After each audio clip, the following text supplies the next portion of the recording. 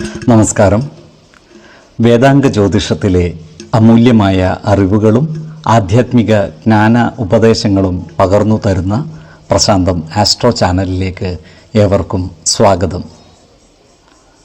ഈ ചാനൽ ഇതുവരെയും സബ്സ്ക്രൈബ് ചെയ്യാത്തവർ ഇപ്പോൾ തന്നെ സബ്സ്ക്രൈബ് ചെയ്യുക. നോട്ടിഫിക്കേഷൻ ലഭിക്കുന്നതിനായി ബെൽ ബട്ടൺ അമർത്തുമല്ലോ.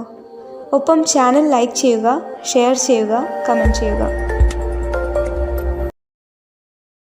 കൊല്ലവർഷം 1200 ധനു സംക്രമം മകയിരം നക്ഷത്രത്തിലാണ്.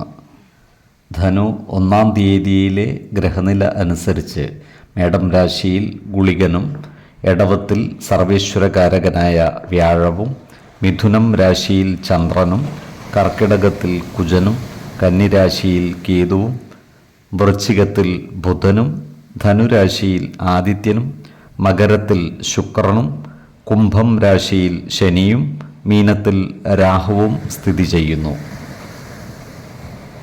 മൂലം നക്ഷത്രത്തിൽ ജനിച്ചവർക്ക് ധനുമാസം ഗുണദോഷ സമ്മിശ്രമായിരിക്കും. ഈ നക്ഷത്രക്കാർക്ക് കർമ്മമേഖലയിൽ വിജയപരാജയങ്ങൾ മാറി മാറി വരുന്നതാണ്. സാമ്പത്തിക നേട്ടം കൈവരിക്കുവാൻ ഇവർക്ക് സാധിക്കുന്നതാണ്.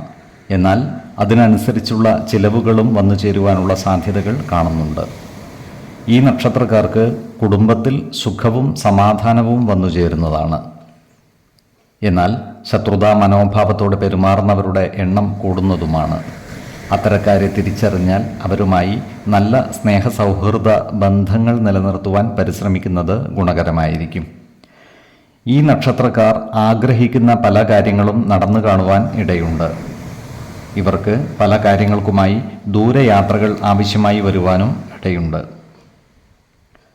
ഈ നക്ഷത്രക്കാരായ വിദ്യാർത്ഥികളും മറ്റു പഠിതാക്കളും പഠന കാര്യങ്ങളിൽ കൂടുതൽ ശ്രദ്ധ ചെലുത്തി മുന്നോട്ട് നീങ്ങേണ്ടതാണ്.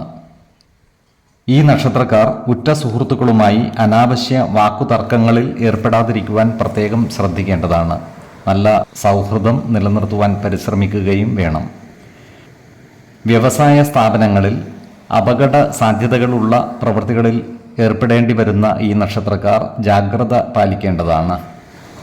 ഓൺലൈൻ ബിസിനസ് നടത്തുന്ന ഈ നക്ഷത്രക്കാർക്ക് സാമ്പത്തിക നേട്ടം ഉണ്ടാകുന്നതുമാണ്. ഈ നക്ഷത്രക്കാർക്ക് പിതൃ സ്വത്തുവകകൾ ഭാഗം വെച്ച് കിട്ടുവാനുള്ള യോഗവും കാണുന്നുണ്ട്. അതിനാൽ ഇത്തരം കാര്യങ്ങൾക്കായി മുന്നിട്ടിറങ്ങുന്നതിന് അനുകൂലമായ കാലവുമാണ്. എന്നാൽ ഇത്തരം സ്വത്തുവകകളുടെ നിയമസാധുതകൾ കൃത്യമായി മനസ്സിലാക്കേണ്ടതാണ്. ആരോഗ്യകാര്യങ്ങളിലും ഈ നക്ഷത്രക്കാർ ഒരു പ്രത്യേക ശ്രദ്ധ പുലർത്തുന്നത് ഗുണകരമായിരിക്കും. 5, 16, 25 തീയതികൾ അനുകൂലമാണ്.